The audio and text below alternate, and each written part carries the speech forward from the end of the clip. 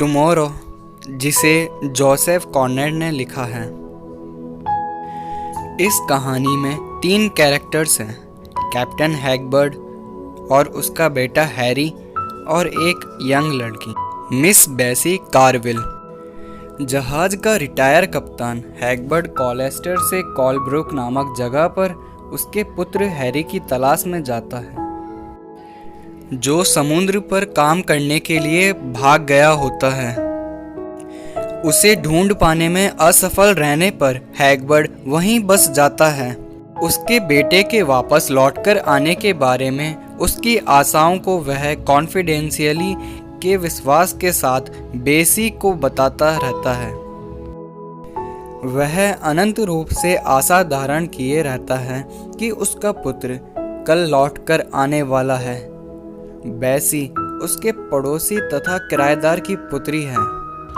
हैगबर्ड एक अनिच्छुक नाविक रहा है, यानी असंतुष्ट या अनसेटिस्फाइड। नाविक यानी जहाजी, जो मुश्किल से ही जमीन से दूर रहा है। वह हैरी की वापसी के लिए विस्तृत रूप से तैयारियां करता है। वह यह भी मानता है कि हैरी बेसी के लिए एक उपयुक्त पति सिद्ध होगा। बेसी उसके बदतमीज व झगड़ालू पति की देखभाल करती है।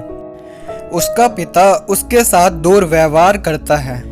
हैगबर्ड उसके बेटे के बारे में जानकारी के लिए अखबारों में विज्ञापन देता रहता है और इस दौरान उसकी झोपड़ी को उसके आगमन की आशा में फर्नीचर आदि से सुसज्जित करता रहता है और किसी को भी इन प्रयासों से परिणामों को देखने की इजाज़त नहीं देता है। एक दिन एक व्यक्ति हैगबर्ड की झोपड़ी पर यह दावा करते हुए आता है कि उसके पास हैगबर्ड के पुत्र के बारे में समाचार है, किंतु वृद्धि हैगबर्ड उसके बात सुनने से मना कर देता है, यह दावा करते हुए कि उसके पास वह सब जानकारी है जिसकी उसे आवश्यकता है, क्योंकि उसका बेटा जल्द ही वापस आ जाएगा। वह व्यक्ति उसका पुत्र हैरी ही होता है और बेसी उसे बताती है कि किस प्रकार उसके पिता की उसकी आशाओं को कल के भ्रम से ही जीवित रखा गया है। हैरी बेसी को बताता है कि किस प्रकार उसके पिता ने उसके साथ जब वह बालक था दुर्व्यवहार किया था।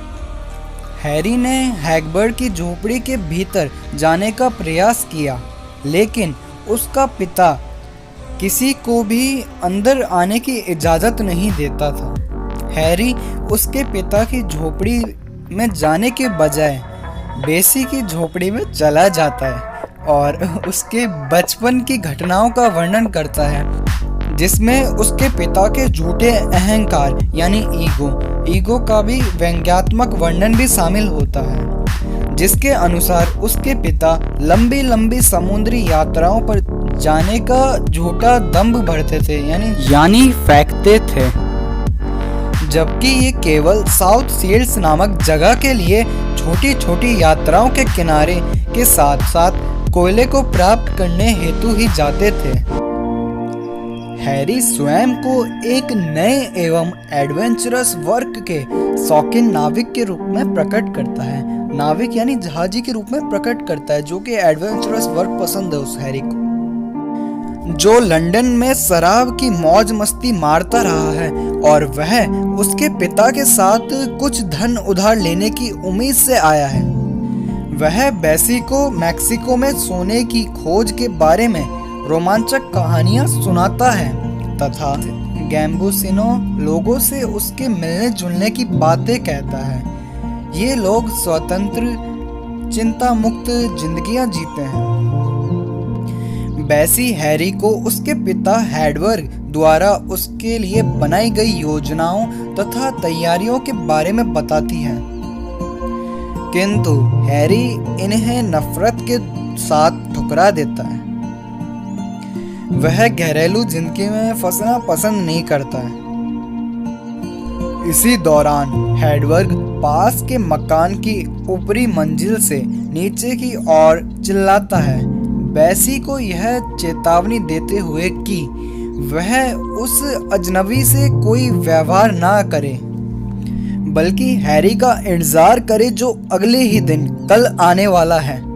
वह धमकी देता है कि अगर वह यहाँ आने के बाद बैसी से शादी नहीं करेगा तो वह यानी हेडवर्ग उसे उसकी वसीयत से बाहर कर देगा और उसका सारा धन बैसी को दे देगा। यह बात हैरी को उसके पिता की योजनाओं के बारे में सब कुछ प्रकट कर देती है। वह यानी हैरी बैसी से धन उधार ले लेता है, यानी पैसे उधार ले लेता है। फिर जो हैरी है और वहाँ से चला जाता है।